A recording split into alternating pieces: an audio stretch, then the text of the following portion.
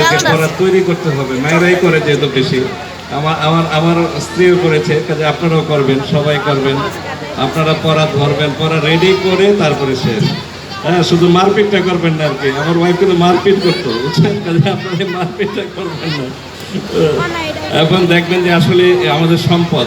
আজকে ভাবতে হবে যে এই বাচ্চা আজকে তো আর আগের মতো মনে করেন আমরা ছিলাম হলো 6 ভাই 4 বোন, অনেক বাচ্চা কাচ্চা ছিল। আমরা 6 ভাই খুব ভালো, মানে ভালো অবস্থানে আর কি। সবাই বিসিএস আছে, ডাক্তার আমরা 2 জন, অনেক আছে।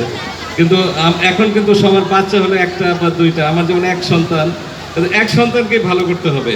অনেকে 2 সন্তান, 2 সন্তানকেই ভালো করতে হবে, এটা মাথায় রাখবেন।